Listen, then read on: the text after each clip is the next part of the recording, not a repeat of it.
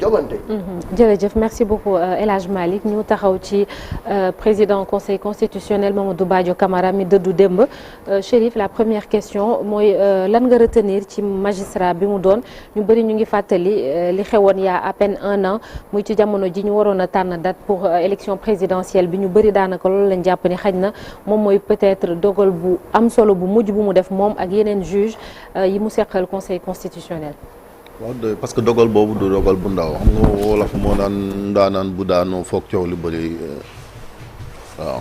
loolu dafa am solo li ko waral nag mooy nettali bi nga xamante ni moom la ñuy nettali et tolloon nañ ci benn moment fii ci Sénégal nit ñi jaaxle woon nañ ba lu nekk ñi ngi ko doon rombanaat bi Macky Sall dàqee datu élection yi indi dialogue ne dañuy waxtaan ngir xool naka lañ koy pousser conseil constitutionnel bi nga xamante ni ñoom ñoo fi nekk également di sàmm constitution bi.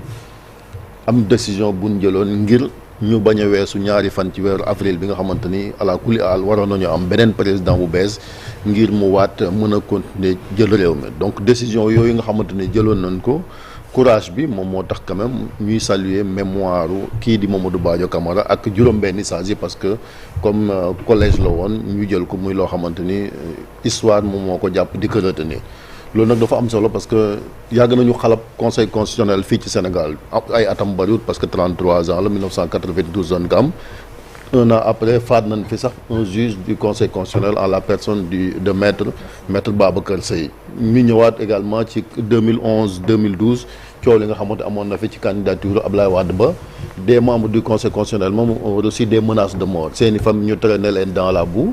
loolu dañ ko dund mooy loo xamante ni traumatisme bu yàgg a topp googee kuréel la bi ñu ñëwee 2019 également parrainage pour la première fois ñoom ñu commencé di ko def également gis nga critique yi nga xamante ni ñu ngi leen ko doon critiquer rawatina ñin jàppoon ni seen i parrainage matut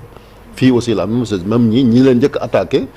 mooy ñi ne woon danoo spolier ay candidats spoliés lan tuddee woon seen bopp ne bu ne spolier nag mooy sàcc ji dem nañ ba jiiñ conseil constitutionnel Sénégal ne ñoom ñoo sàcc seen ay parrainage ñëwaat Karim Wade ak ñoom àndal jiñ leen ne am na ci ñaar ñoo xamante ni dañoo jël corruption teg leen ko ñu ñëwaat même Pastef aussi bin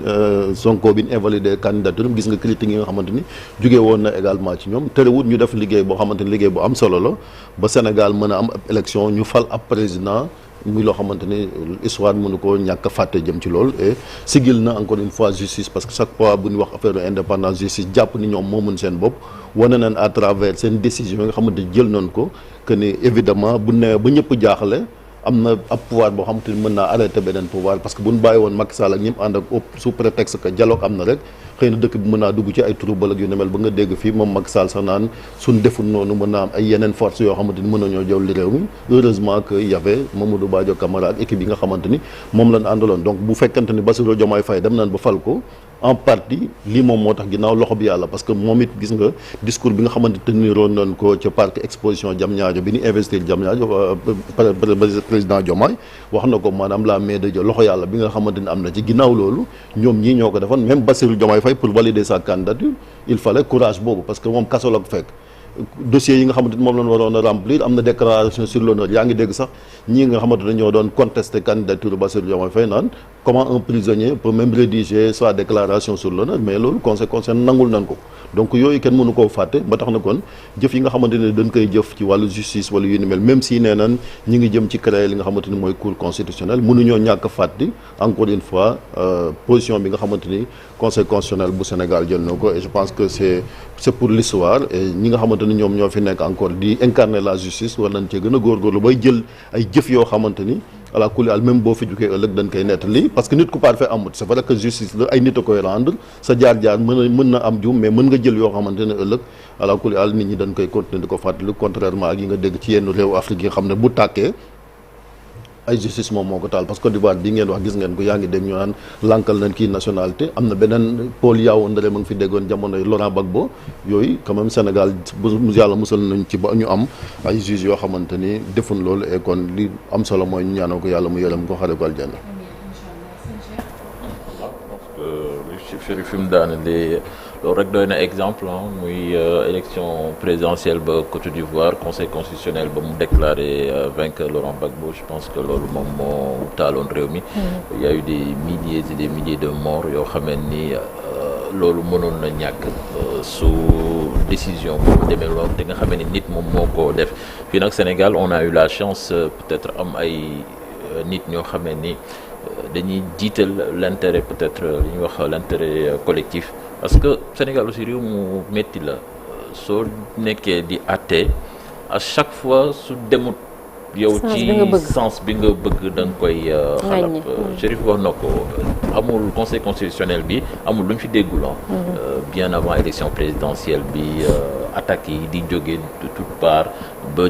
mujjanteel gi bu épisode bu mujj bi sax ñi nga xamee ni ñoom la ñu jàppoon ni ñu bari ñu jàppoon ni conseil constitutionnel boobu pouvoir bi la gën a jege. gis nañ ni à la fin waa pouvoir bi ñoom ñoo leen doon attaqué. mais li ci am mooy ils ont privilégié l'intérêt collectif te je pense que loolu moom moo mujj am parce que tey jii suñu ni ñu doxalee suñ ko doxalewul woon peut-être que tey jii dinañ ci leneen la ñuy nekk. peut-être que transition politique bi fi am du fi doon am mënoon nañu fekk sax lu kenn ñaanul yàlla ci régime militaire mais juge yi def nañu seen liggéey justice def na liggéeyam justice Sénégal dañ koy xalab lu ci bari mais wax dëgg fa yàlla am na ay nit ñoo xamee ni ñoo fi nekk di ko rendre te tey ji Mamadou Badio Camara mi nga xamee ni moo fi jógee bàyyi na loolu ci livre yi je pense que fii bàyyi at tout le monde se souviendra de ce qu'il a fait pour ce pays donc ce pays lui doit sa stabilité tey ji dem na je pense que li ñu dese mooy ñaanal ko yàlla vraiment yàlla xare ko àjjana. amiin incha allah Souleymane Niang bonjour. maa ngi ci jàmm bonjour maa ngi lay nuyu. di la ziyaare di nuyu El Hadj Malick Cheikh Tidiane Chérif. toute l'équipe technique ak suñu mbokk téléspectateurs yi. jërëjëf Souleymane ban témoignage bi ci Mamadou Badio Camara en tant que magistrat ndax am na jaar-jaar daanaka sax balaa muy egg foofu ci conseil constitutionnel mais ñu bëri daanaka ce sont ces dernières années là ci conseil bi ci la ñu mën a jàpp. yaakaar naa Chérif ak Cheikh Tidiane wax nañ li ci ëpp solo. ci nit ki moom mooy carrière bu exceptionnelle parce que mënoo nekk président conseil constitutionnel te amoo carrière exceptionnelle. ne serait-ce qu'en termes de durée. parce que critères yi ñuy jëlee membre conseil constitutionnel. moom mooy expérience boobu. il faut nga am benn diir bu minimum. su ma juumul entre 20 wala 25 ans la. yoo xam ne war nga ko def ci biir système judiciaire donc il faut nga xam intimement système bi moom nag ay jaar-jaaram bon il a commencé substitut du procureur ba muy nekk président du conseil constitutionnel en passant par la cour suprême ak yeneen haute juridiction wala haute responsabilité dans le système judiciaire sénégalais mais attention conseil constitutionnel collège la il y a 7 personnes c'est vrai. turam la ñuy jàpp ci taarix ni décision yu ñuy jël yi aux États-Unis il y a 9 personnes à la Cour suprême c'est pas la même chose ñun am nañu Cour suprême mais ce que je veux dire moom mooy que ne aux États-Unis Cour suprême dogal bu mu mënti jël dinañ xam ñaata ñoo voté pour ñaata ñoo voté contre mën nañ ko sax anticiper Cheikh Tidiane mu ngi koy wax sànq conseil Cour suprême conservatrice parce que ñoom ñoo majoritaire ci Cour suprême bi alors attention li nga xam ne moo xew ci réew mi il a fallu que les sages peu importe leur nombre parce que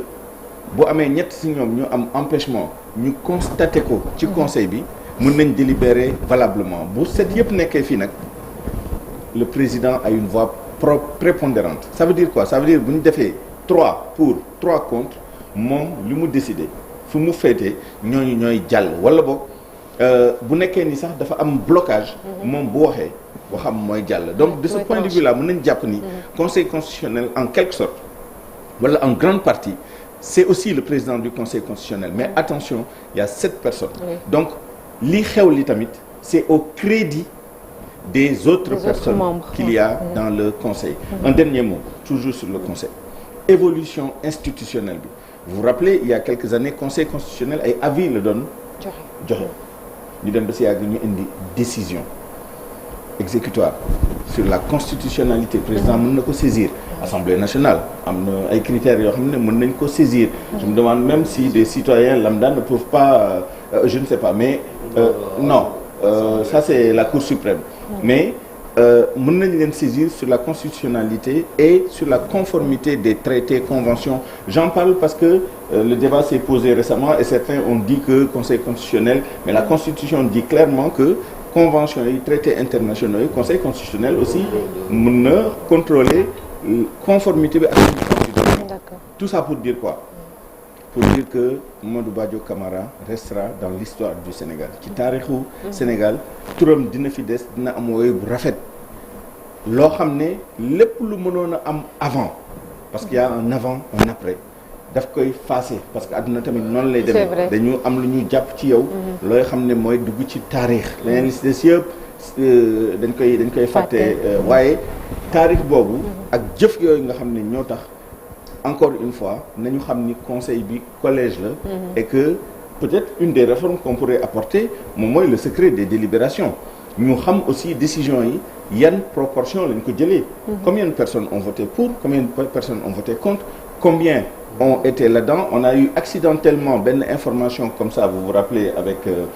l'une des membres du conseil constitutionnel bu ñu waxoon ni même si elle l'a pas encore confirmé que nii dafa nekkoon en rupture de banc par rapport ak benn décision et que même ça avait créé des problèmes à l'interne etc. Mais pour la transparence aussi dans la limite aussi des secrets des délibérations mais ñu trouver un juste milieu pour ñu xam aussi décision yi nan lañ ko jëlee ak président bi ban taxawaay la ci am. Merci beaucoup El Hadj Malick. waaw xanaa rek déjà di ko ñaanal yàlla fa mu jëm gënal ko fi mu jógee. amiin yàlla xaare ko àjjana. amiin di ko jàlle njabootam di ko jàlle la famille judiciaire du Sénégal li nga xam ne tey moom la ñu mun a wax mooy moom histoire da koy bind histoire da koy retenir te dafa am ñu nga xamante nii ñoom la ñuy wax ne dañu bokk ci